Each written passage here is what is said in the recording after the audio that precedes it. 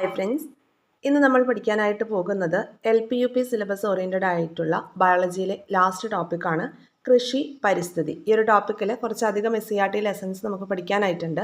അതുകൊണ്ടാണ് ഈ ഒരു ടോപ്പിക്ക് ലാസ്റ്റിലേക്ക് വെച്ചത് കേട്ടോ. അപ്പോൾ അവസാനത്തെ ടോപ്പിക്കാണ് കൃഷി പരിസ്ഥിതി.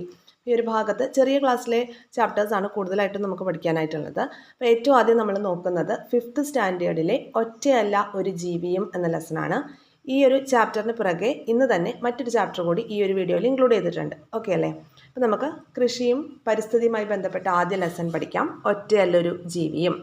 ഇത് 5ാം ക്ലാസ്സിലെ ലെസൺ ആയതുകൊണ്ട് അങ്ങനെ ഒരുപാട് കാര്യങ്ങളൊന്നും ഈ ഭാഗത്ത് ഇല്ല. അപ്പോൾ ഇമ്പോർട്ടൻ്റ് ആയിട്ടുള്ള പോയിന്റ്സ് ഒക്കെ ഒന്ന് നോക്കി പോവാം. ഫുഡ് വെബിനെ കുറിച്ച്, ഫുഡ് ചെയിനിനെ കുറിച്ച്, പ്രകാശ സംശ്ലേഷണത്തെക്കുറിച്ച്, അങ്ങനെയുള്ള കാര്യങ്ങളൊക്കെയാണ് ഈ ഭാഗത്ത് ചർച്ച ചെയ്യുന്നത്. വളരെ കുറച്ച് പോയിന്റ്സ് മാത്രമാണ് ഉള്ളത് കേട്ടോ. അപ്പോൾ നമുക്ക് നോക്കാം. നദീതീരത്തോ കുളക്കരയിലോ ഉള്ള മാളങ്ങളിലാണ് പൊന്മാൻ താമസിക്കുന്നത്. ജലസ്രോതസ്സുകൾക്ക് സമീപം മീൻ പിടിക്കാൻ സൗകര്യമുള്ള സ്ഥലങ്ങളാണ് അവ അധികവും താമസിക്കാനായി തിരഞ്ഞെടുക്കുന്നത്. അങ്ങനെ ഓരോ ജീവികളുടെയും ആവാസത്തെക്കുറിച്ചൊക്കെയാണ് ഇവിടെ പറഞ്ഞിരിക്കുന്നത്. അവരുടെ വാസസ്ഥലം എങ്ങനെയുള്ളതാണ്, അതായത് ഫുഡിൻ്റെ അവൈലബിലിറ്റി നോക്കിയിട്ടാണ് അവർ വീടൊരുക്കുന്നത് അല്ലേ. ഇനി നമുക്കിവിടെ തന്നിരിക്കുന്നത് എന്താണ്? കണ്ണികൾ ചേർന്നുണ്ടാകുന്നത് എന്ന് വെച്ചാൽ എന്താണ്? ആഹാരത്തിന് വേണ്ടി ജീവികൾ പരസ്പരം ആശ്രയിക്കുന്നു. ജീവികളുടെ ഈ പരസ്പര ബന്ധമാണ് ആഹാര ശൃംഖലാജാലം. കണ്ടോ, ഇതൊരു ശൃംഖലയായിട്ടാണ് പോകുന്നത്. ഫുഡ് വെബ് എന്നാണ് പറയുന്നത്. ആഹാരത്തിനായിട്ട് ജീവികൾ പരസ്പരം ആശ്രയിക്കുന്നു. ജീവികളുടെ ഈ പരസ്പര ബന്ധമാണ് ആഹാര ശൃംഖലാജാലം. അപ്പോൾ നോക്കിയേ, ഇവിടെ കണ്ടോ, ഒരു ട്രീയെ ആശ്രയിച്ചാണ് ഒരു മാൻ ജീവിക്കുന്നത്. ആ മാനിനെ ആശ്രയിച്ചാണ് ഒരു ടൈഗർ അല്ലേ. പിന്നെ വരുന്ന ഒരു കൗവിനെ ആശ്രയിച്ച് ടൈഗർ ഇരിക്കുന്നു. അപ്പോൾ അങ്ങനെ മൃഗങ്ങൾ എന്ത് ചെയ്യുന്നതോ, ജീവികൾ പരസ്പരം എന്ത് ചെയ്യുന്നു? പരസ്പരം ആശ്രയിക്കുന്നുണ്ട്. എന്തിനു വേണ്ടിയിട്ടാണ്? ഫുഡിന് വേണ്ടിയിട്ടാണ്. അപ്പോൾ ജീവികളുടെ ഈ പരസ്പര ബന്ധത്തെയാണ് ആഹാര ശൃംഖലാജാലം എന്ന് പറയുന്നത്. കണ്ടോ, ഇതൊരു കണക്ഷൻ, ഒരു വെബ് പോലെയാണ് കിടക്കുന്നത്. അപ്പോൾ ഇത് ഫുഡ് വെബ് എന്നാണ് അറിയപ്പെടുന്നത്. ഇനി ഫുഡ് ചെയിനിനെ കുറിച്ചും പറയുന്നുണ്ട്. അത് നമുക്ക് നോക്കാം. അതിനു മുമ്പ് ശൃംഖലകൾ കടലിലുമുണ്ട് എന്ന രീതിയിൽ കൊടുത്തിട്ടുണ്ട് കേട്ടോ. അതായത് ചെറു മത്സ്യങ്ങളെ ആശ്രയിച്ചാണ് വലിയ മത്സ്യങ്ങളൊക്കെ ജീവിക്കുന്നത് എന്നുള്ള രീതിയിൽ. ഓക്കെ. ഇനി ചെറിയ മത്സ്യങ്ങളാണെങ്കിലോ സസ്യപ്ലവകങ്ങളെയൊക്കെ ആശ്രയിച്ചാണ് ജീവിക്കുന്നത്. ഇവിടെ കണ്ടോ, ജീവി, സ്രാവ്, കണവ, മീനുകൾ, കടലാമ എന്നിവയെ ആഹാരമാക്കുമ്പോൾ മത്തി ചെറുമീനുകളെയും പ്ലവകങ്ങളെയുമാണ് ആഹാരമാക്കുന്നത്. കടലാമ സസ്യഭാഗങ്ങൾ, മീനുകൾ ചെറുമീനുകളാണെങ്കിൽ പ്ലവകങ്ങളെ ആശ്രയിച്ചാണ് ജീവിക്കുന്നത്. അപ്പോൾ ഈ പ്ലവകങ്ങൾ എന്താണെന്ന് പറയുന്നുണ്ട്. ജലാശയങ്ങളിൽ സ്വതന്ത്രമായി ഒഴുകി നടക്കുന്ന ചെറു സസ്യങ്ങളാണ് പ്ലവകങ്ങൾ. എന്താണ്? സമുദ്രം എന്ന ആവാസ വ്യവസ്ഥയിലെ ഉൽപാദകരാണ് ഇവർ. അപ്പോൾ ഇമ്പോർട്ടൻ്റ് ആണ് ഈ പോയിന്റ്. ഇതിനെക്കുറിച്ച് നമ്മൾ പറഞ്ഞത് പ്ലാങ്ക്ടൺ അല്ലെങ്കിൽ പ്ലവകങ്ങളെക്കുറിച്ചാണ്. ജലാശയത്തിൽ സ്വതന്ത്രമായി ഒഴുകി നടക്കുന്ന ചെറു സസ്യങ്ങളാണ് പ്ലവകങ്ങൾ അല്ലെങ്കിൽ പ്ലാങ്ക്ടൺ. സമുദ്രം എന്ന ആവാസ വ്യവസ്ഥയിലെ ഉൽപാദകരാണ് പ്ലാങ്ക്ടൺ. ക്ലിയർ അല്ലേ? ഇമ്പോർട്ടൻ്റ് പോയിന്റ് ആണത്.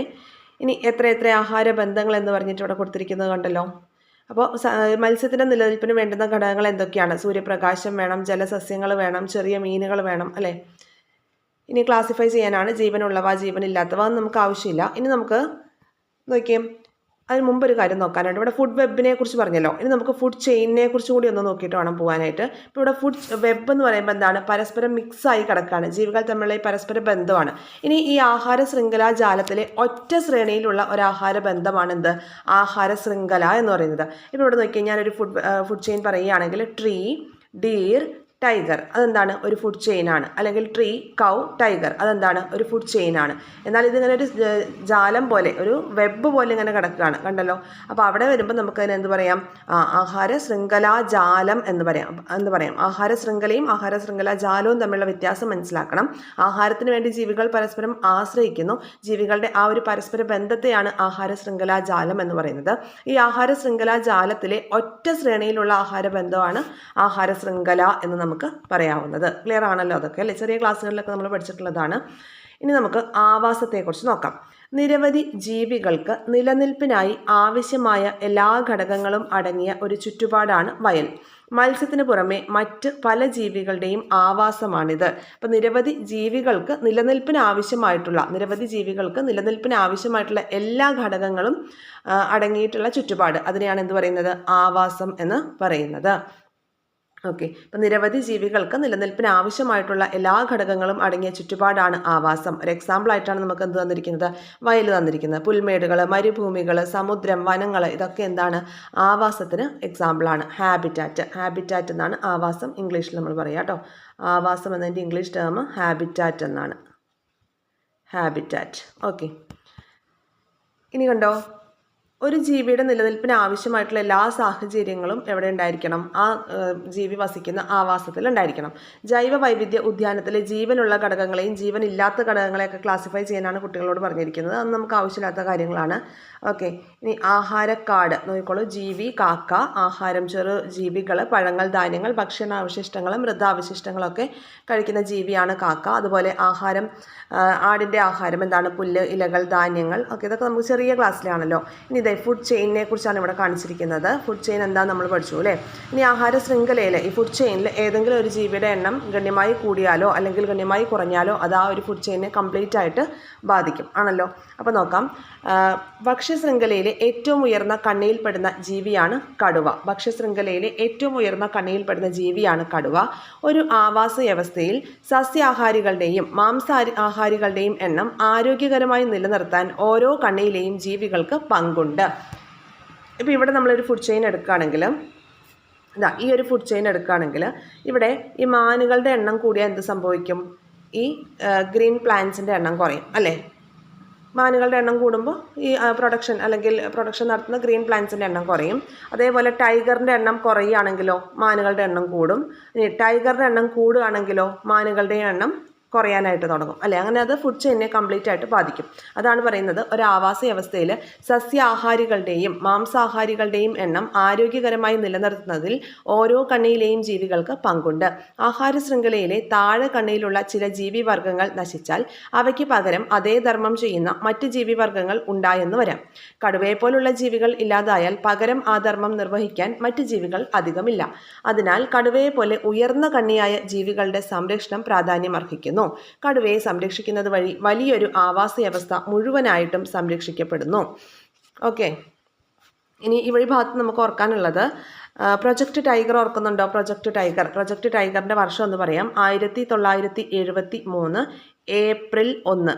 1973 April 1 India government project tiger പദ്ധതി കൊണ്ടുവന്നത്. 1973 ഏപ്രിൽ 1 ഇന്ത്യ ഗവൺമെൻറ് എന്ത് ചെയ്തത്, പ്രോജക്റ്റ് ടൈഗർ പദ്ധതി കൊണ്ടുവന്നത്. ഓർത്ത് വെച്ചേക്കുക.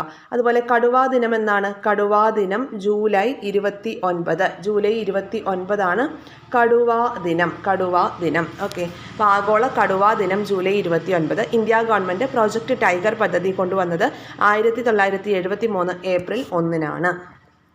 ഇനി ഇതേവിടെ ആരെക്കുറിച്ചാണ് പറയുന്നത്, മുഷിയെക്കുറിച്ച് പറയുന്നുണ്ട്. ആഫ്രിക്കൻ മുഷി നോക്കാം. ആഫ്രിക്കൻ ഭൂഖണ്ഡത്തിൽ കാണപ്പെടുന്ന ഒരു മത്സ്യമാണ് ആഫ്രിക്കൻ മുഷി. ജലാശയത്തിലെ നാടൻ മത്സ്യങ്ങളെയാണ് ആഫ്രിക്കൻ മുഷി ആഹാരമാക്കുന്നത്. അപ്പോൾ ഈ ആഫ്രിക്കൻ മുഷി എന്ന് പറയുമ്പോൾ വളരെ പെട്ടെന്ന് വളർന്ന് പെരുകുന്നതാണ്. അപ്പോൾ കേരളത്തിലെ ചില ജലാശയങ്ങളിൽ അധിനിവേശ മത്സ്യമായി ഇവയെ കാണപ്പെടുന്നു. ഇവ ആഹാരമാക്കുന്ന ജീവികൾ നമ്മുടെ ജലാശയങ്ങളിൽ കാണപ്പെടുന്നില്ല. നമ്മുടെ നാട്ടിലെ കുളത്തിലേക്ക് ആഫ്രിക്കൻ മുഷി എത്തിയാൽ എന്താണ് സംഭവിക്കുക എന്നാണ് കുട്ടികളോട് ചോദിച്ചിരിക്കുന്നത് കേട്ടോ. ഓക്കെ, ഇനി ആഹാരബന്ധം എന്ന ഏരിയയിൽ എന്തിനെക്കുറിച്ചാണ് പറയുന്നത്, ഇവിടെയും ഫുഡ് ചെയിനിനെ കുറിച്ചും ഫുഡ് വെബിനെ കുറിച്ചും ഒക്കെ പറയുന്നുണ്ട്. അപ്പോൾ നിങ്ങൾക്ക് ക്ലിയർ ആയല്ലോ എന്താ ഫുഡ് ചെയിൻ എന്നുള്ളത്. ആ ഫുഡ് വെബിൻ്റെ ഒപ്പം തന്നെ പറഞ്ഞത് കൺഫ്യൂഷൻ മാറാൻ വേണ്ടിയിട്ടാണ്. ആഹാര ശൃംഖലാ ജാലത്തിലെ ഒറ്റ ശ്രേണിയിലുള്ള ഒരു ആഹാര ബന്ധമാണ് ആഹാര ശൃംഖല എന്ന് പറയുന്നത്. അപ്പോൾ ഇവിടെ കണ്ടോ, ഒരു ഫുഡ് വെബാണ് കാണിച്ചിരിക്കുന്നത്. ഒരു ഫുഡ് വെബ് ഇവിടെ കാണിച്ചിരിക്കുന്നു. ആ ഫുഡ് വെബിൽ നിന്ന് സെലക്ട് ചെയ്തിട്ടുള്ള ഒരു ഫുഡ് ചെയിൻ ആണ് ഈ താഴെ തന്നിരിക്കുന്നത്. അപ്പോൾ ഒറ്റ ശ്രേണിയിലുള്ള ആഹാര ബന്ധമാണെന്ത്, ആഹാര ശൃംഖല അല്ലെങ്കിൽ ഫുഡ് ചെയിൻ എന്ന് പറയുന്നത്. വീണ്ടും റിപ്പീറ്റ് ചെയ്യേണ്ട ആവശ്യമില്ല, അതൊക്കെ ഈസിയാണല്ലോ അല്ലേ. ഇനി അടുത്തത് ആഹാര നിർമ്മാണം സസ്യങ്ങളിൽ. അപ്പോൾ എന്തിനെക്കുറിച്ചാണ് അവിടെ പറയുന്നത്, പ്രകാശ സംശ്ലേഷണത്തെക്കുറിച്ചാണ് അല്ലേ. നോക്കാം. കാർബൺ ഡയോക്സൈഡ്, ജലം എന്നിവ ഉപയോഗിച്ച് സസ്യങ്ങൾ ആഹാരം നിർമ്മിക്കുന്നു. സൂര്യപ്രകാശത്തിൽ നിന്നുള്ള ഊർജ്ജമാണ് ഇതിന് ഉപയോഗിക്കുന്നത്. അതിനാൽ ഈ പ്രവർത്തനത്തെ പ്രകാശ സംശ്ലേഷണം എന്നാണ് പറയുന്നത്. ഇലകളിലെ ഹരിതകം എന്ന വർണ്ണകമാണ് സസ്യങ്ങളെ ആഹാര നിർമ്മാണത്തിന് സഹായിക്കുന്നത്. ഈ പ്രവർത്തനത്തിൻ്റെ ഫലമായി ഓക്സിജനും ഉണ്ടാകുന്നു. ഏറ്റവും സിംപ്ലിഫൈഡ് ആയിട്ട് 5th സ്റ്റാൻഡേർഡിലെ കുട്ടികൾക്ക് ഫോട്ടോസിന്തസിനെ കുറിച്ച് പറഞ്ഞു കൊടുക്കുകയാണ് അല്ലേ. ഫോട്ടോസിന്തസിൻ്റെ ഉൽപ്പന്നങ്ങളായിട്ട് എന്തൊക്കെയാണ് ഉണ്ടാവുന്നത്? ഓക്സിജനും ഉണ്ടാവുന്നുണ്ട്, അതുപോലെ തന്നെ ഗ്ലൂക്കോസും ഉണ്ടാകുന്നുണ്ട്. ഇലകളിലെ ക്ലോറോഫിൽ എന്ന വർണ്ണകമാണ് സസ്യങ്ങളിലെ ആഹാര നിർമ്മാണത്തിനായിട്ട് ഹെൽപ്പ് ചെയ്യുന്നത്. അതൊക്കെ നമുക്ക് അറിയുന്നതാണല്ലോ. ഇനി അടുത്തൊരു ഭാഗം ഊർജം ലഭിക്കാൻ സസ്യങ്ങളിൽ ആഹാര നിർമ്മാണം നടക്കാൻ സൂര്യപ്രകാശം ആവശ്യമാണ്. അതൊക്കെ നമുക്ക് അറിയുന്ന കാര്യങ്ങളാണല്ലോ. ഇനി അടുത്തത് ഇത് കണ്ടോ, ഇനി ഇലകളുടെ ക്രമീകരണവുമായി ബന്ധപ്പെട്ടാണ്. പരമാവധി സൂര്യപ്രകാശം പതിക്കുന്ന രീതിയിലാണ് സസ്യങ്ങളിൽ ഇലകൾ ക്രമീകരിക്കപ്പെട്ടിരിക്കുന്നത്. ഓരോ ചെടിയിലും എങ്ങനെയാണ്, ഓരോ രീതിയിലാണ് ഇലകൾ ക്രമീകരിച്ചിരിക്കുന്നത് നോക്കാം നമുക്ക്. ഓരോ ചെടിയുടെ ഇലയും ക്രമീകരിച്ചിരിക്കുന്നത് പരമാവധി സൂര്യപ്രകാശം പതിക്കുന്ന രീതിയിൽ തന്നെയാണ്. അതുകൊണ്ടാണ് പല ചെടികൾ എടുത്ത് വെച്ച് നോക്കുമ്പോൾ നമുക്ക് പല രീതിയിൽ അതിൻ്റെ ലീഫിൻ്റെ അറേഞ്ച്മെൻറ്റ് കാണുന്നത്. ഇവിടെ നോക്കിയേ, ചെമ്പരത്തിയുടെ കേസ് വന്നിട്ടുണ്ട്, തുളസിയുടെ കേസ് വന്നിട്ടുണ്ട്, അതുപോലെ ഇതെന്താണ്, ഏഴിലം പാലയുടെ കേസ് നോക്കാം. അപ്പോൾ ഇവിടെ നമുക്ക് പറയാം, ഒരു ചെടിയുടെ തണ്ടിൽ ഇലകളുടെ ക്രമീകരണം അല്ലെങ്കിൽ ഇലകളുടെ വിന്യാസം പറയുന്നത്, ഇലകൾ വിന്യസിക്കാൻ പല രീതിയിലാണല്ലോ. അപ്പോൾ അതിനെയാണ് എന്ത് പറയുന്നത്, ഫില്ലോടാക്സി എന്ന് പറയുന്നത്. ഫില്ലോടാക്സി ഓക്കെ, ഫില്ലോടാക്സി എന്നാണ് പറയുന്നത്. അപ്പോൾ ഈ ഫില്ലോടാക്സി തന്നെ പല രീതിയിലുണ്ട് കേട്ടോ. ഇനി ഇവിടുത്തെ ഈ ചെമ്പരത്തിയുടെ കേസ് നമുക്ക് കാണാം. ചെമ്പരത്തിയുടെ കേസിൽ എങ്ങനെയാണ് ഇലകൾ അറേഞ്ച് ചെയ്തിരിക്കുന്നത് നോക്കിക്കോളെ. ഒരു പർവ്വത്തിൽ നിന്ന്, ഒരു നോഡിൽ നിന്ന് ഒരു വശത്തേക്ക് ഒരില മാത്രമേ ഉള്ളൂ. ഈ ഒരു നോഡിൽ നിന്ന് ഈ ഭാഗത്തേക്ക് ഒരില മാത്രമേ ഉള്ളൂ. ഈ ഒരു നോഡിൽ നിന്ന് ഇങ്ങോട്ട് ഒരില മാത്രമേ ഉള്ളൂ. ഈ ഒരു നോഡിൽ നിന്ന് ഇങ്ങോട്ട് ഒരില മാത്രമേ ഉള്ളൂ അല്ലേ. ഒരു പർവ്വത്തിൽ നിന്നും ഒരു വശത്തേക്ക് ഒരു ഇല എന്ന രീതിയിലാണല്ലോ ഇവിടെ വിന്യസിച്ചിരിക്കുന്നത് അല്ലേ. അപ്പോൾ ഇതിനാണ് ഏകാന്തര വിന്യാസം എന്ന് പറയുന്നത്. ഏകാന്തര വിന്യാസം അല്ലെങ്കിൽ ഓൾട്ടർനേറ്റ് ഫില്ലോടാക്സി എന്ന് പറയും. ഇനി അടുത്തത് തുളസിയുടെ കേസ് നോക്കാം. തുളസിയുടെ കേസിൽ ഇല അറേഞ്ച് ചെയ്തിരിക്കുന്നത് എങ്ങനെയാണെന്ന് കണ്ടോ. ഒരു നോഡിൽ നിന്ന് ഇരുവശത്തേക്കും ഓരോ ഇലകൾ എന്ന രീതിയിലാണല്ലോ. ഒരു നോഡിൽ നിന്ന് ഇരുവശത്തേക്കും ഓരോ ഇലകൾ എന്ന രീതിയിലാണ് ഈ തുളസിയിലെ ക്രമീകരണം ആണല്ലോ. അപ്പോൾ അതിനെ എതിർവിന്യാസം, ഇലകളുടെ വിന്യാസത്തിനെയാണ് ക്ലാസിഫിക്കേഷൻ പറയുന്നത് ഫില്ലോടാക്സി എന്ന് പറയുന്നത്. ഓക്കെ, അപ്പോൾ അതിൻ്റെ ഡിഫറെൻറ്റ് ടൈപ്സ് ഓഫ് ഫില്ലോടാക്സിയാണ് നമ്മൾ പറയുന്നത്. അപ്പോൾ തുളസിയുടെ കേസിൽ എങ്ങനെയാണ്, എതിർവിന്യാസമാണ്. ഇനി അടുത്തത് ഇവിടെ തന്നിരിക്കുന്ന മറ്റേ ചെടി കണ്ടോ, ഏഴിലം പാല. ഇവിടെ എങ്ങനെയാണ്, ഒരു പർവ്വത്തിന് ചുറ്റും 3 അതിലധികമോ ഇലകൾ വിന്യസിച്ചിരിക്കുന്ന രീതിയാണ്. കണ്ടോ, ഒരു നോഡ്, ആ സിംഗിൾ നോഡിൽ നിന്ന് പല ഡയറക്ഷനിലും ഇലകൾ വന്നിട്ടുണ്ട് അല്ലേ. ഒരു പർവ്വത്തിന് ചുറ്റും 3 അതിലധികമോ ഇലകൾ വിന്യസിച്ചിരിക്കുന്ന രീതിയാണ് ഈ ഏഴിലം പാല പോലെയുള്ള ചെടികളിൽ കാണപ്പെടുന്നത്. സർപ്പിള വിന്യാസം എന്നാണ് അതിനെ പറയുന്നത്. അപ്പോൾ ഇലകളുടെ അറേഞ്ച്മെൻറ്റ് ഡിഫറെൻറ്റ് ടൈപ്പിലുണ്ടെന്ന് മനസ്സിലാക്കി വെക്കുക. സസ്യങ്ങളുടെ വിവിധ ഭാഗങ്ങൾക്ക് നിറം കൊടുക്കുന്ന വർണ്ണകങ്ങളാണ്. ചുവപ്പ് നിറം കൊടുക്കുന്നത് ആന്തോസയാനിൻ, ഓറഞ്ച് നിറം നൽകുന്നത് കരോട്ടിനും, മഞ്ഞ കൊടുക്കുന്നത് സാന്തോഫില്ലുമാണ്. ഇനി വാതക വിനിമയം സസ്യങ്ങളിൽ. പ്രകാശ സംശ്ലേഷണത്തിന് ചെടികൾ ഉപയോഗിക്കുന്ന വാതകം ഏതാണ്? Carbon dioxide. ശ്വസനത്തിനാണെങ്കിലോ സസ്യങ്ങൾ അടങ്ങുന്ന ഏതൊരു ജീവജാലവും ശ്വസനത്തിന് ഉപയോഗിക്കുന്നത് ഓക്സിജനാണ്. അന്തരീക്ഷത്തിലെ വാതകങ്ങളുടെ അളവ് കാണിക്കുന്ന ക്രമീകരണമാണ് ഇവിടെ തന്നിട്ടുള്ളത്, ചിത്രീകരണമാണ് നോക്കാം. അപ്പോൾ ഏറ്റവും കൂടുതൽ ഏതാണ്? നൈട്രജൻ ആണ് അല്ലേ. അന്തരീക്ഷത്തിൽ ഏറ്റവും കൂടുതലുള്ളത് നൈട്രജൻ ആണ്. പിന്നെ ഓക്സിജൻ ആണ്. Nitrogen, oxygen, argon, carbon dioxide. ഈ ഓർഡറിലാണ് അന്തരീക്ഷത്തിലെ വാതകങ്ങളുടെ അളവ് തന്നിരിക്കുന്നത്. അപ്പോൾ നോക്ക് എന്നൊന്ന് പഠിച്ചു വെച്ചാൽ മതി. നോക്ക് എന്താണ്, nitrogen, oxygen, argon, carbon dioxide എന്നുള്ളതാണ് ആ ഒരു ഓർഡർ. അതൊക്കെ നമ്മൾ വലിയ ക്ലാസ്സിലെ പെർസെൻറ്റേജും ഒക്കെ പഠിക്കുന്നുണ്ട് കേട്ടോ. അപ്പോൾ സസ്യങ്ങളിലും എന്ത് ചെയ്യുന്നുണ്ട്, ശ്വസനം നടക്കുന്നുണ്ട്. എല്ലാ ജീവികളും ശ്വസനത്തിനായി ഓക്സിജനാണ് യൂസ് ചെയ്യുന്നത്. ശ്വസന ഫലമായി കാർബൺ ഡയോക്സൈഡ് ഉണ്ടാകുന്നു. ജീവികൾ കാർബൺ ഡയോക്സൈഡ് പുറത്തുവിടുന്നു. ശ്വസന ഫലമായി സസ്യങ്ങളിൽ ഉണ്ടാകുന്ന കാർബൺ ഡയോക്സൈഡ് പകൽ സമയത്ത് പ്രകാശ സംശ്ലേഷണത്തിന് യൂസ് ചെയ്യുന്നുണ്ട്. അന്തരീക്ഷത്തിൽ നിന്നുള്ള കാർബൺ ഡയോക്സൈഡും സസ്യങ്ങൾ പ്രകാശ സംശ്ലേഷണത്തിന് പ്രയോജനപ്പെടുത്തുന്നുണ്ട്. ഇലകളിലൂടെയാണ് വായു സസ്യത്തിനകത്തേക്ക് പ്രവേശിക്കുന്നത്. ഇലകളിൽ ഇതിനു വേണ്ടി പ്രത്യേക ഭാഗമുണ്ടോ? ഉണ്ട്. അതിൻ്റെ പേരെന്താണ്? അതിൻ്റെ പേര് സ്റ്റൊമാറ്റ എന്നാണ്. കണ്ണുകൾ കൊണ്ട് നേരിട്ട് കാണാൻ കഴിയാത്ത വസ്തുക്കളെ വലുതായി കാണാൻ ഉപയോഗിക്കുന്ന ഉപകരണത്തിൻ്റെ പേരെന്ത്? മൈക്രോസ്കോപ്പ്. ഇനി നമുക്കറിയാം, ഇലകളിലുള്ള സൂക്ഷ്മ സുഷിരങ്ങളാണ് സ്റ്റൊമാറ്റ എന്ന് പറയുന്നത്. സ്റ്റൊമാറ്റ അല്ലേ. അന്തരീക്ഷ വായു സസ്യത്തിനകത്തേക്ക് പ്രവേശിക്കുന്നതും പ്രകാശ സംശ്ലേഷണ ഫലമായി ഉണ്ടാകുന്ന ഓക്സിജൻ പുറന്തള്ളുന്നതും എന്തിലൂടെയാണ്? ഈ ഒരു സൂക്ഷ്മ സുഷിരങ്ങളിലൂടെയാണ്. അതിനെയാണ് എന്ത് പറയുന്നത്? സ്റ്റൊമാറ്റ അല്ലെങ്കിൽ ആസ്യരന്ധ്രം എന്ന് പറയുന്നത്. ഇനി അടുത്ത ഭാഗത്തേക്ക് വരാം നമുക്ക്. ഇനി ശ്വസനം, ചെടികളിലെ ശ്വസനം നടക്കുമ്പോൾ എങ്ങനെയാണ്, അതുപോലെ തന്നെ പ്രകാശ സംശ്ലേഷണവും ശ്വസനവും പകൽ സമയത്ത് നടക്കുന്നു. അതിൻ്റെയും പിക്ടോറിക്കൽ റെപ്രസെൻറ്റേഷനാണ് തന്നിരിക്കുന്നത്. ഇനി ആതിഥേയനും അതിഥിയും നോക്കാം എന്താണ് ഇവിടെ തന്നിരിക്കുന്നതെന്ന്.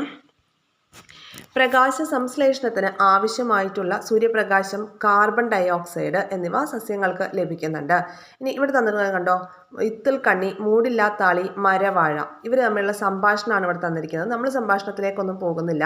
അപ്പോൾ ഇവിടെ നോക്കിയോ, ഇതാ ഓരോ ചെടികളുടെയും കാര്യങ്ങൾ എങ്ങനെയാണെന്നുള്ളതാണ്. എപ്പിഫൈറ്റിനെ കുറിച്ച് നോക്കാം. ചെറിയ വേരുകൾ മരവാഴയെ മരത്തിൽ പറ്റി പിടിച്ച് വളരാനായിട്ട് ഹെൽപ്പ് ചെയ്യുന്നുണ്ട്. കട്ടി കൂടിയ വേരുകൾ അന്തരീക്ഷത്തിൽ നിന്ന് ഈർപ്പം വലിച്ചെടുക്കുകയാണ് ചെയ്യുന്നത്. വാസസ്ഥലത്തിനായി മാത്രമാണ് ഇവ ആതിഥേയ സസ്യങ്ങളെ ആശ്രയിക്കുന്നത്. ഇത്തരം സസ്യങ്ങളെ എപ്പിഫൈറ്റുകൾ എന്ന് പറയുന്നു. അപ്പോൾ ഇതൊക്കെ നമ്മൾ ഓൾഡ് SCERT പഠിച്ചതാണ്. വാസസ്ഥലത്തിന് വേണ്ടി മാത്രം ആതിഥേയ സസ്യങ്ങളെ ആശ്രയിക്കുന്ന ചെടികളെയാണ് എപ്പിഫൈറ്റുകൾ എന്ന് വിളിക്കുന്നത്. ഓർക്കിഡുകൾ, അതുപോലെ തന്നെ മരവാഴ ഒരു ഓർക്കിഡ് വിഭാഗത്തിൽപ്പെട്ട ചെടിയാണ്. ഓർക്കിഡുകൾ ഒക്കെ എപ്പിഫൈറ്റുകൾക്ക് ഉദാഹരണമാണ്. ഇനി അടുത്തത് ഇത്തിൽ കണ്ണിയുടെ പിക്ചറാണ് തന്നിരിക്കുന്നത്. ഇത്തിൽ കണ്ണി ആ ചെടിയിലേക്ക് വേരിറക്കിയിരിക്കുന്നത് കണ്ടോ നിങ്ങൾ ഈ പിക്ചറിൽ? അപ്പോൾ അത് ആ ചെടിയെ ദോഷകരമായിട്ട് അഫക്റ്റ് ചെയ്യുന്നതാണ് അല്ലേ. അപ്പോൾ നമുക്ക് നോക്കാം. ആതിഥേയ സസ്യങ്ങളിൽ നിന്ന് ജലവും ലവണവും വലിച്ചെടുത്ത് ഇത്തിൽ കണ്ണി സ്വയം ആഹാരം നിർമ്മിക്കുന്നു. അതിനാൽ ഇത്തിൽ കണ്ണി പോലുള്ള സസ്യങ്ങളെ അർദ്ധപരാതങ്ങൾ എന്നാണ് പറയുന്നത്. കണ്ടോ, വേര് ഈ ചെടിയിലേക്ക് ആതിഥേയ സസ്യങ്ങളിലേക്ക് ഇറക്കിയിട്ട് അവിടെ നിന്നാണ് ജലവും ലവണങ്ങളും വലിച്ചെടുക്കുന്നത്. അപ്പോൾ അത് കാലക്രമേണ ആ ഒരു ആതിഥേയ സസ്യത്തിന് ദോഷം ഉണ്ടാക്കും അല്ലേ. ഓക്കെ, അപ്പോൾ ഇവിടെ എന്തിനെക്കുറിച്ചാണ് പറയുന്നത്? അർദ്ധപരാതങ്ങളെക്കുറിച്ചാണ്. ആതിഥേയ സസ്യങ്ങളിൽ നിന്ന് ജലവും ലവണങ്ങളും വലിച്ചെടുത്ത് ഇത്തിൽ കണ്ണി സ്വയം ആഹാരം നിർമ്മിക്കുന്നുണ്ട്. അപ്പോൾ അങ്ങനെയുള്ള സസ്യങ്ങളെ അർദ്ധപരാതങ്ങൾ അല്ലെങ്കിൽ സെമി പാരസൈറ്റ്സ് എന്ന് പറയുന്നത്. അപ്പോൾ ഇത്തിൽ കണ്ണി ചന്ദനം പോലെയുള്ള സസ്യങ്ങളൊക്കെ എന്താണ്? അർദ്ധപരാതങ്ങളാണ്. ഓർത്ത് വെച്ചേക്കുക. ഇനി അടുത്തത് എന്താണ്? പൂർണ്ണപരാതം. ഇവിടെ മൂടില്ലാത്ത ആളിയെക്കുറിച്ചാണ് പറയുന്നത്. എന്താ പറയുന്നത് നോക്കാം. ആതിഥേയ സസ്യങ്ങളിൽ നിന്ന് പോഷക ഘടകങ്ങൾ വലിച്ചെടുക്കാൻ കഴിയുന്ന വേരുകളാണ് മൂടില്ലാത്താളി പോലുള്ള ചെടികൾക്ക് ഉള്ളത്. ആതിഥേയ സസ്യങ്ങളിൽ നിന്നും പോഷക ഘടകങ്ങൾ വലിച്ചെടുക്കുന്ന മൂടില്ലാത്താളി പോലുള്ള സസ്യങ്ങളെ പൂർണ്ണപരാതങ്ങൾ എന്ന ഗണത്തിലാണ് ഉൾപ്പെടുത്തിയിരിക്കുന്നത്. ആതിഥേയ സസ്യങ്ങളിൽ നിന്ന് പോഷക ഘടകങ്ങൾ വലിച്ചെടുക്കാൻ കഴിയുന്ന സസ്യങ്ങളാണ് പൂർണ്ണപരാതങ്ങൾ. മൂടില്ലാത്താളി, റെഫ്ലേഷ്യ അറിയാലോ, ലോകത്തിലെ ഏറ്റവും വലിയ പുഷ്പമാണ് റെഫ്ലേഷ്യ. അപ്പോൾ റെഫ്ലേഷ്യയും അതുപോലെ മൂടില്ലാത്താളിയും ഒക്കെ പൂർണ്ണപരാതങ്ങൾക്ക് എക്സാമ്പിളാണ്.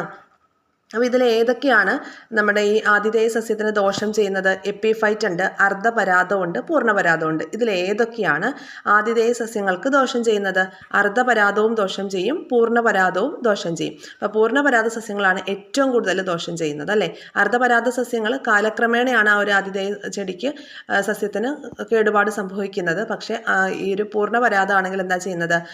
പോഷക ഘടകങ്ങൾ അങ്ങനെ നേരിട്ട് വലിച്ചെടുക്കണം. അപ്പോൾ പെട്ടെന്ന് തന്നെ ആ ഒരു ആതിഥേയ സസ്യം നാശമായി പോകാനുള്ള സാധ്യതയുണ്ട്. ക്ലിയർ അല്ലേ? ഇനി അടുത്തൊരു ഭാഗത്തേക്ക് വരാം. ഇവിടെ എന്തിനെക്കുറിച്ചാണ് പറയുന്നത്? പ്രകൃതിയിലെ എല്ലാ ജീവജാലങ്ങളും പരസ്പരം ആശ്രയിച്ചാണ് ജീവിക്കുന്നത്.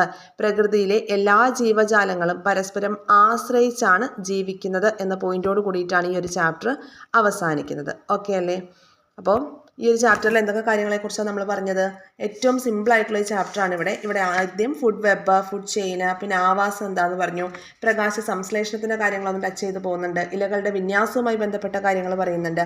പിന്നെ എപ്പിഫൈറ്റ്, അർദ്ധപരാതം, പൂർണ്ണപരാതം, ഇത്രയും കാര്യങ്ങളാണ് ഈ ഒരു ചാപ്റ്ററിലുള്ളത്. ഇനി നമുക്ക് പഠിക്കാനായിട്ടുള്ളത് 5th സ്റ്റാൻഡേർഡിലെ 4th ലെസൺ, ജീവനുള്ള വിത്തുകൾ, ന്യൂ SCERTയിലെ ലെസണാണ്. നോക്കാം. ഇനി നമ്മൾ നോക്കുന്നത് ജീവനുള്ള വിത്തുകൾ എന്ന ലെസണാണ്. സ്റ്റാൻഡേർഡ് 5th 4th ലെസണാണ് ന്യൂ SCERT. ഓക്കെ, ഇതിനു മുൻപ് ഓൾഡ് SCERTയിലെ സസ്യലോകത്തെ അടുത്തറിയാമെന്ന് പറയുന്ന ലെസൺ നമ്മൾ ഓൾറെഡി കവർ ചെയ്തിട്ടുള്ളതാണ് കേട്ടോ. അപ്പോൾ ഒറ്റയല്ല ഒരു ജീവിയും എന്ന് നമ്മളിപ്പോൾ പഠിച്ച ആ ഒരു ചാപ്റ്ററുമായി ബന്ധപ്പെട്ട് തന്നെയുള്ള കണ്ടൻറ്റുകളാണ് സസ്യലോകത്തെ അടുത്തറിയാമെന്ന് പറയുന്ന ഓൾഡ് SCERTയിലെ ലെസണം. അപ്പോൾ അതുകൂടി നിങ്ങളൊന്ന് കാണണം. വീഡിയോയുടെ ലിങ്ക് ഫസ്റ്റ് കമൻറ്റായിട്ട് കൊടുക്കാം. ഓക്കെ, ഇനി ജീവനുള്ള വിത്തുകൾ ഈ ഒരു ചാപ്റ്റർ നോക്കാം എന്തൊക്കെയാണെന്ന്. ആദ്യം തന്നെ നല്ലൊരു കഥയായി റിലേറ്റഡ് ആയിട്ടാണ് ഈ ചാപ്റ്റർ തുടങ്ങുന്നത്. അതായത് രാജാവ് ആ നാട്ടിലെ കുട്ടികളുടെ സത്യസന്ധത പരിശോധിക്കാനായിട്ട് അവർക്ക് കുറച്ച് വിത്തുകൾ കൊടുക്കുകയാണ്. എന്നിട്ട് പറയുകയാണ് ഈ വിത്തുകളുടെ പ്രോഗ്രസ് 3 മാസം കഴിഞ്ഞിട്ട് പറയണമെന്ന്. അപ്പോൾ അങ്ങനെ 3 മാസം കഴിഞ്ഞിട്ട് ഒരു കുട്ടി മാത്രം മുളയ്ക്കാത്ത ചട്ടിയും, അതായത് വിത്ത് പാകിയ മുളയ്ക്കാത്ത ചട്ടിയായിട്ട് വരുന്നു. ബാക്കിയുള്ള കുട്ടികളൊക്കെ പൂത്ത ചെടികളൊക്കെ ആയിട്ടാണ് വരുന്നത്. അപ്പോൾ രാജാവ് മനസ്സിലാക്കിയത് ഈ ഒരു കുട്ടിയുടെ സത്യസന്ധതയാണ്. എന്ന് വെച്ചാൽ മുളയ്ക്കാത്ത വിത്താണ്, ജീവനില്ലാത്ത വിത്താണ് രാജാവ് കുട്ടികൾക്ക് നൽകിയതെന്നാണ് പറയുന്നത്. ഇവിടെ ചോദ്യം ഇതാണ്, വിത്ത് മുളയ്ക്കാൻ ആവശ്യമായിട്ടുള്ള ഘടകങ്ങൾ എന്തൊക്കെയാണ്? അത് കണ്ടുപിടിക്കാനായിട്ട് കുട്ടികൾക്ക് എക്സ്പെരിമെൻറ്റുകളാണ് ആദ്യമേ കൊടുത്തിരിക്കുന്നത്. കണ്ടോ? അപ്പോൾ ഈ ഓരോ എക്സ്പെരിമെൻറ്റിലൂടെ വിത്ത് മുളയ്ക്കാൻ മണ്ണ് ആവശ്യമാണോ, ജലം ആവശ്യമാണോ, സൂര്യപ്രകാശം ആവശ്യമാണോ, അങ്ങനെയുള്ള കാര്യങ്ങൾ ഓരോ എക്സ്പെരിമെൻറ്റിലൂടെ കുട്ടികൾ ചെയ്യുകയാണ്. എന്നിട്ട് അതിൻ്റെ റിസൾട്ട് എന്താണ് നോക്കാം. വിത്ത് മുളയ്ക്കാനായിട്ട് ജലം ആവശ്യമാണ്, എന്നാൽ മണ്ണ്, സൂര്യപ്രകാശം എന്നീ ഘടകങ്ങൾ ആവശ്യമില്ല. അതിനുള്ള എക്സ്പെരിമെൻ്റ് കുട്ടികൾ ഓൾറെഡി ചെയ്തു. എന്നിട്ടാണ് ഈ ഒരു കൺക്ലൂഷനിലേക്ക് വരുന്നത്. കണ്ടോ നമ്മുടെ ചാപ്റ്ററിൻ്റെ പോക്ക് എങ്ങനെയാണെന്നുള്ളത്. നമുക്കപ്പോൾ എക്സ്പെരിമെൻ്റ് ഒന്നും ആവശ്യമില്ല, നമുക്ക് പോയിന്റ് മാത്രം മതി. വിത്ത് മുളയ്ക്കാൻ എന്ത് വേണ്ട? ജലം വേണം, പക്ഷേ മണ്ണും സൂര്യപ്രകാശം എന്നീ ഘടകങ്ങൾ ആവശ്യമില്ല. ജലത്തിന് പുറമെ എന്തൊക്കെ വേണം? വായു വേണം, അതുപോലെ അനുയോജ്യമായ താപനില വേണം. വിത്ത് മുളയ്ക്കാൻ ആവശ്യമായ ഘടകങ്ങൾ ഏതൊക്കെ? ചോദ്യം ചോദിക്കാം നമുക്ക്. കൺഫ്യൂഷൻ സിമ്പിളായിട്ടുള്ള കാര്യമാണെങ്കിലും ആ ഒരു എക്സാം ഹാളിലിരിക്കുന്ന സമയത്ത് നമുക്ക് കൺഫ്യൂഷൻ തോന്നുവേ. അപ്പോൾ വിത്ത് മുളയ്ക്കാൻ ആവശ്യമായ ഘടകങ്ങൾ ഓപ്ഷൻസ് ഇതൊക്കെയായിരിക്കും: ജലം, വായു, അനുയോജ്യമായ താപനില, സൂര്യപ്രകാശം, മണ്ണ്. അപ്പോൾ എന്തൊക്കെയാണ് ആവശ്യമുള്ളത്? ജലവും വായുവും അനുയോജ്യമായ താപനിലയും മാത്രമാണ് വിത്ത് മുളയ്ക്കാൻ ആവശ്യമുള്ളത്. എന്നാൽ മണ്ണും അതുപോലെ സൂര്യപ്രകാശവും ഒന്നും വിത്ത് മുളയ്ക്കാൻ ആവശ്യമായ ഘടകങ്ങളല്ല. ഓക്കെ, ഇനി അതുപോലെ വ്യത്യസ്തമായിട്ടുള്ള വിത്തുകൾ മുളയ്ക്കാനെടുക്കുന്ന സമയവും അനുയോജ്യമായ താപനിലയും വ്യത്യാസമാണ്. അപ്പോൾ വിത്ത് മുളയ്ക്കാൻ ആവശ്യമായ ഘടകങ്ങൾ ജലം, വായു, അനുയോജ്യമായ താപനില എന്നിവയാണ് എന്നുള്ളത് മനസ്സിലാക്കി വെക്കുക. ഇനി വിത്തിനുള്ളിലെ ജീവൻ നോക്കിയേ. ഒരു വിത്ത് മുളച്ചു വരുമ്പോൾ അതിൻ്റെ ഡിഫറെൻറ്റ് പാർട്സ് ഒക്കെയാണ് ഇവിടെ പരിചയപ്പെടുത്തുന്നത്. അപ്പോൾ ഒരു വിത്ത് മുളയ്ക്കുമ്പോൾ ഏറ്റവും ആദ്യം എന്താണ്? അതിൻ്റെ റാഡിക്കിളാണ് ഉണ്ടാവുക, അല്ലേ? അതായത് റൂട്ട് ആവാനായിട്ട് പോകുന്ന ആ ഒരു ഭാഗം, ബീജമൂലമാണ് പുറത്തേക്ക് വരിക. ഓക്കെ, ഇനി പിന്നീടാണ് എന്ത് ചെയ്യുന്നത്? ബീജശീർഷം വരുന്നത് ആണല്ലോ. ഇനി അടുത്തൊരു ഭാഗത്തേക്ക് വരാം. ഹൈഡ്രോപോണിക്സിനെ കുറിച്ചാണ് പറയുന്നത്. ഹൈഡ്രോപോണിക്സ്, അതിന് മുമ്പ് ഈ കാര്യങ്ങളൊക്കെ അറിയാലോ. വിത്ത് മുളയ്ക്കുമ്പോൾ ആദ്യം പുറത്തേക്ക് വരുന്ന ഭാഗമാണ് അതിൻ്റെ ബീജമൂലം അല്ലെങ്കിൽ റാഡിക്കിൾ എന്ന് പറയുന്നത്. ബീജമൂലം എങ്ങോട്ടാണ് വളരുന്നത്? മണ്ണിലേക്കാണ് വളരുന്നത്. അതിനുശേഷം പിന്നെ എന്ത് വരും? ഭ്രൂണത്തിൽ നിന്ന് മുകളിലേക്കാണ് ബീജശീർഷം അല്ലെങ്കിൽ പ്ലുമ്യൂൾ ഉണ്ടാവുന്നത്. ഈ ബീജശീർഷം വളർന്നിട്ടാണ് എന്ത് ചെയ്യുന്നത്? തണ്ടും ഇലയും ഒക്കെ ആയിട്ട് മാറുന്നത്. ഓക്കെ, ഇനി ഹൈഡ്രോപോണിക്സിനെ കുറിച്ച് നോക്കാം. ഹൈഡ്രോപോണിക്സ് എന്താണ്? ഹൈഡ്രോപോണിക്സ് മണ്ണില്ലാതെയും സസ്യങ്ങൾ വളർത്തുന്ന നൂതന രീതിയാണ് ഹൈഡ്രോപോണിക്സ്. ഈ കൃഷി രീതിയിൽ മണ്ണിന് പകരം പോഷക ലായനിയിൽ സസ്യങ്ങൾ വളർത്തുകയാണ് ചെയ്യുന്നത്. മണ്ണില്ലാതെയും സസ്യങ്ങൾ വളർത്തുന്ന നൂതന രീതിയാണ് ഹൈഡ്രോപോണിക്സ്. ആ കൃഷി രീതിയിൽ നമുക്ക് മണ്ണിന് പകരം പോഷക ലായനിയിലായിരിക്കും എന്ത് ചെയ്യുന്നത്? ആ സസ്യങ്ങൾ വളരുന്നത്. വിത്ത് മുളച്ച് ഇലയുണ്ടാകുന്നത് വരെ ചെടിക്കുള്ള ആഹാരം ലഭിക്കുന്നത് എവിടെ നിന്നാണ്? ബീജപത്രത്തിൽ. കോട്ടിലിഡൻ എന്ന് പറയും. വിത്ത് മുളച്ച് ഇലയുണ്ടാകുന്നത് വരെ ചെടിക്കുള്ള ആഹാരം ലഭിക്കുന്നത് ബീജപത്രത്തിൽ നിന്നാണ്. ഓക്കെ, അപ്പോൾ അങ്ങനെയാണെങ്കിൽ പയറ് ചെടിക്ക് കണ്ടോ എത്ര ബീജപത്രങ്ങളുണ്ട്? 2. ചോളത്തിനാണെങ്കിലോ? ചോളത്തിന് 1. ഓക്കെ, അതൊന്ന് നോട്ട് ചെയ്ത് വെച്ചേക്കുക. ഇനി ചോളത്തിൽ ഒരു ബീജപത്രം മാത്രമാണുള്ളത്. പയറ് ചെടിയിലാണെങ്കിൽ 2 ബീജപത്രങ്ങളാണ് ഉള്ളത്. ബീജപത്രത്തോട് ചേർന്ന് കാണുന്ന ഭാഗമാണ് ബീജാന്നം അല്ലെങ്കിൽ എൻഡോസ്പോം എന്ന് പറയുന്നത്. ഒരു ബീജപത്രം മാത്രമുള്ള സസ്യങ്ങളിൽ വിത്ത് മുളച്ച് ഇലയുണ്ടാകുന്നത് വരെ ചെടിക്കുള്ള ആഹാരം ലഭിക്കുന്നത് ബീജാന്നത്തിൽ നിന്നാണ്, എൻഡോസ്പോമിൽ നിന്നാണ്. ഒരു ബീജപത്രം മാത്രമുള്ള ചോളം പോലെയുള്ള സസ്യങ്ങൾക്ക് വിത്ത് മുളച്ച് ഇലയുണ്ടാകുന്നത് വരെ ചെടിക്കുള്ള ആഹാരം ലഭിക്കുന്നത് എവിടെ നിന്നാണ്? ബീജാന്നത്തിൽ നിന്നാണ്. അതുപോലെ വിത്ത് മുളച്ച് ഇലയുണ്ടാകുന്നത് വരെ ഡബിൾ കോട്ട്ലിഡൻ അല്ലെങ്കിൽ എന്താണ് പറയുന്നത് 2 ബീജപത്രങ്ങളുള്ള ചെടികൾ, ഡബിൾ കോട്ട്ലിഡൻ ചെടികൾക്ക് എവിടെ നിന്നാണ് ആഹാരം ലഭിക്കുന്നത്? ബീജപത്രത്തിൽ നിന്നാണ്. എന്നാൽ ഒരു ബീജപത്രം മാത്രമാണുള്ളതെങ്കിൽ അതിൽ ബീജാന്നത്തിൽ നിന്നാണ് എന്ത് ലഭിക്കുന്നത്? ആ ഒരു ചെടി ഇല ഉണ്ടാകുന്നത് വരെ അതിന് ആഹാരം ലഭിക്കുന്നത്. ഓക്കെ, ഇനി വിത്ത് മുളയ്ക്കുമ്പോൾ വരുന്ന മാറ്റങ്ങളെ കുറിച്ചൊക്കെ പറയുന്നുണ്ട്. വിത്ത് മുളയ്ക്കൽ. ഹൈഡ്രോപോണിക്സ് നമ്മൾ പരിചയപ്പെട്ടല്ലോ. എന്തായിരുന്നു ഹൈഡ്രോപോണിക്സ് എന്ന് പറയുന്നത്? മണ്ണില്ലാതെയും സസ്യങ്ങൾ വളർത്തുന്ന നൂതന രീതിയാണ് ഹൈഡ്രോപോണിക്സ് എന്ന് പറയുന്നത്. ഇനി അടുത്തൊരു ഭാഗത്തേക്ക് നമുക്ക് വരാം. വിത്ത് മുളയ്ക്കൽ.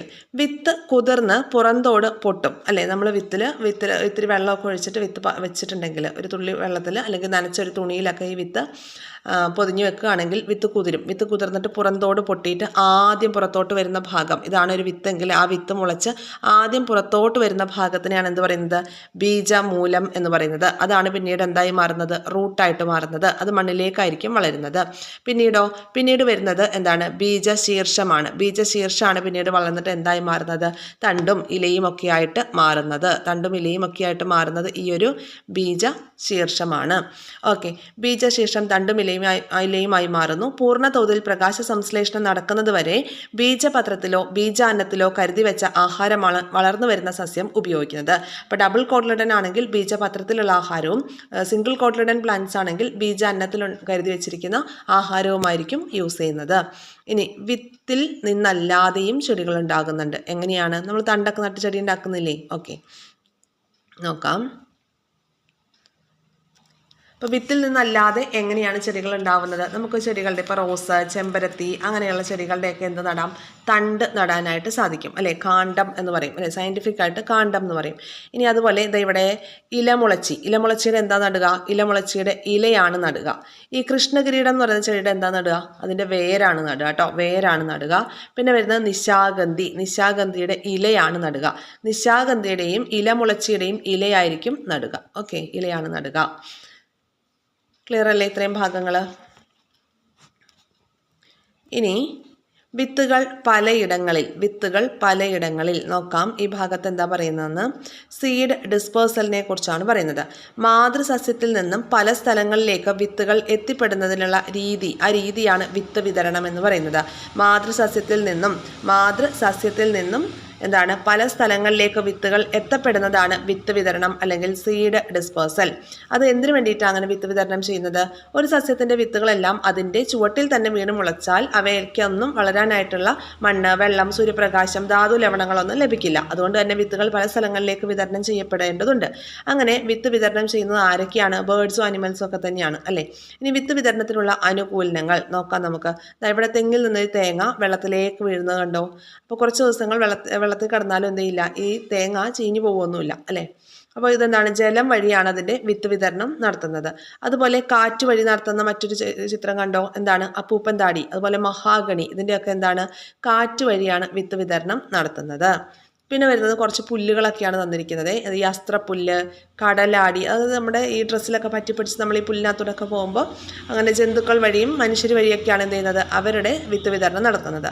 പിന്നെ അതുപോലെ തന്നെ റബ്ബർ, കാശിത്തുമ്പ, ഇതൊക്കെ എങ്ങനെയാണ്? പൊട്ടിത്തെറിച്ചിട്ടാണ് അല്ലേ? വെണ്ട, കാശിത്തുമ്പ, റബ്ബർ ഇതൊക്കെ പൊട്ടിത്തെറിച്ചിട്ടാണ് വിത്ത് വിതരണം നടത്തുന്നത്. ഇലകളിലെ വൈവിധ്യം ഇവിടെ കണ്ടോ? കുറച്ച് ഉണങ്ങിയ ഇലകളാണ് തന്നിരിക്കുന്നത്. ഈ ഇലകളിലൊക്കെ ചെറിയ വെയിൻസ് പോലെ കാണുന്നുണ്ടല്ലോ, ചെറിയ വെയിൻസ് പോലെയൊക്കെ കാണുന്നുണ്ടല്ലേ? ഇതിൻ്റെ ഇടയിൽ കൂടെയൊക്കെ ചെറിയ ചെറിയ വെയിൻസ്, ഈ ഉണങ്ങിയ ഇലയിൽ വെയിൻസ്. അതുപോലെ കണ്ടോ, ഇത് മറ്റൊരു ഇലയാണ്, മറ്റൊരു രീതിയിലാണ് ഇതിൻ്റെ വെയിൻസ് കാണുന്നത് കണ്ടോ? അപ്പോൾ പച്ചപ്പുള്ള ഭാഗങ്ങൾ നഷ്ടപ്പെട്ട ഈ ഇലകളിൽ അവശേഷിക്കുന്നത് എന്താണ്? ഇലയിലേക്ക് ജലം എത്തിക്കുന്നതും ഇലയിൽ നിന്ന് ആഹാരം കൊണ്ടുപോകുന്നതും ഇലയിലെ ഭാഗമായിട്ടുള്ള സിരയാണ്. അപ്പോൾ പച്ചപ്പുള്ള ഭാഗങ്ങൾ നഷ്ടപ്പെട്ടാലും അവിടെ കുറച്ച് സിരകൾ പോലെ, കുറച്ച് വെയിൻസ് പോലെ കാണപ്പെടുന്നുണ്ട്. അപ്പോൾ ഇലയിലേക്ക് ജലം എത്തിക്കുന്നതും ഇലയിൽ നിന്ന് ആഹാരം കൊണ്ടുപോകുന്നതും ഈ സിരകളാണ്. അപ്പോൾ ഇവയെ നമ്മൾ എന്ത് വിളിക്കും? സിരകൾ എന്നാണ് വിളിക്കുന്നത്. അപ്പോൾ രണ്ട് ഇലകളിലെയും സിരകൾ വിന്യസിച്ചിരിക്കുന്ന ഒരുപോലെയാണോ? അല്ല അല്ലേ? അതിൽ വ്യത്യാസമുണ്ട്. അപ്പോൾ നമുക്ക് നോക്കാം. ആദ്യത്തെ ചിത്രത്തിൽ ഇലയുടെ മധ്യഭാഗത്ത് ഇലഞ്ഞെട്ടിൽ നിന്ന് അഗ്രഭാഗം വരെ നീണ്ടുപോകുന്ന പ്രധാനപ്പെട്ട സിര. ഇതൊരു ഇലയാണെങ്കിൽ ആ ഇലയിൽ എങ്ങനെയാണ് ആദ്യ ഭാഗം മുതൽ അവസാന ഭാഗം വരെ നീണ്ടുപോകുന്ന പ്രധാനപ്പെട്ട ഒരു സിര ഉണ്ടായിരിക്കും. അതിൽ നിന്ന് പിന്നെന്താണ്? ചെറിയ ചെറിയ ബ്രാഞ്ചസ് പോലെ അല്ലേ? അപ്പോൾ അങ്ങനെയാണ് ചെറിയ ശാഖകൾ പരസ്പരം ബന്ധപ്പെട്ട ഒരു വല കണ്ണികൾ പോലെയാണ് ആദ്യത്തെ ഈ ഒരു ചിത്രത്തിൽ കാണുന്നുണ്ടല്ലോ.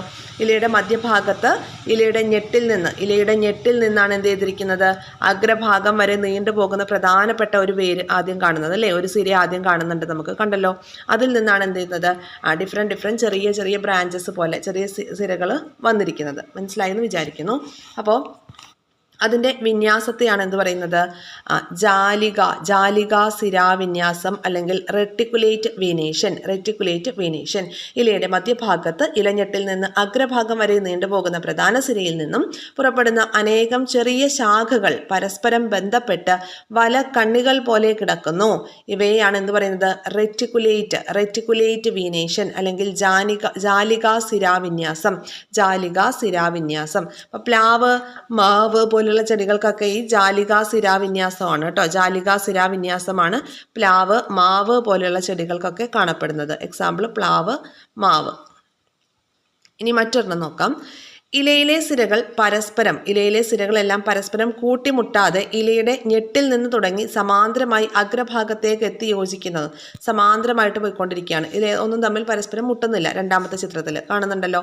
ഓക്കെ, അപ്പോൾ ആ രണ്ടാമത്തേതിൻ്റെ വിന്യാസമാണ് സമാന്തര സിരാവിന്യാസം. ഇലയിലെ സിരകളെല്ലാം പരസ്പരം കൂട്ടിമുട്ടാതെ ഇലയുടെ ഞെട്ടിൽ നിന്ന് തുടങ്ങി സമാന്തരമായി അഗ്രഭാഗത്തേക്ക് എത്തി യോജിക്കുകയാണ് ചെയ്യുന്നത്. ഇതാണ് സമാന്തര സിരാവിന്യാസം. അപ്പം മുള, നെല്ല് പോലെയുള്ള സസ്യങ്ങളിലൊക്കെ എന്താണ് ഈ സമാന്തര സിരാവിന്യാസമാണ് കാണപ്പെടുന്നത്.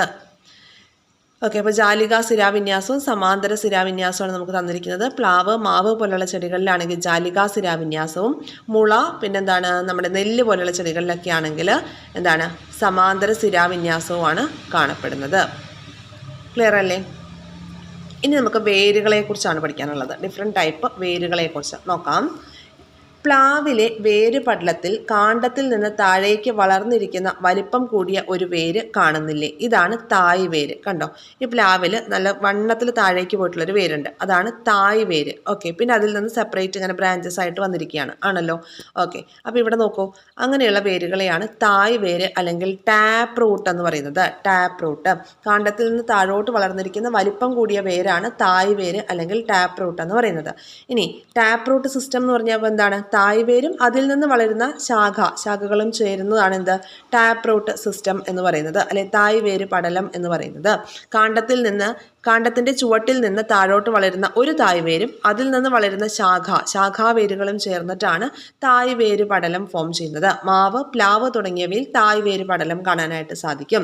ഇനി കാണ്ഡത്തിന്റെ ചുവട്ടിൽ നിന്ന് വളരുന്ന നാരുകൾ പോലുള്ള ധാരാളം വേരുകൾ ചേർന്ന വേരുപടലമാണ് നാരുവേര് പടലം, ഫൈബ്രസ് റൂട്ട് സിസ്റ്റം. പുൽവർഗ്ഗത്തിൽപ്പെട്ട സസ്യങ്ങളാണെങ്കിൽ ഇങ്ങനെ, ഇതൊരു ചെടിയാണെങ്കിൽ അതിൽ നിന്ന് ഇങ്ങനെ ചെറിയ എല്ലാ വേരും ഒരേപോലെ ആയിരിക്കും, നാര് പോലെയായിരിക്കും. നാരുവേര് പടലം, പുൽവർഗ്ഗത്തിൽപ്പെട്ട സസ്യങ്ങൾക്കാണ് നാരുവേര് പടലം ഉള്ളത്. ഈ ഒരു എക്സാമ്പിൾ നോക്കൂ. ഇവിടെ കണ്ടോ, പ്ലാവിൻ്റെ റൂട്ട് തന്നിരിക്കുന്നു. അതുപോലെ തന്നെ ഒരു പുൽച്ചെടി കണ്ടോ, പുൽച്ചെടിയിൽ തന്നിരിക്കുന്നത് എങ്ങനെയാണ്?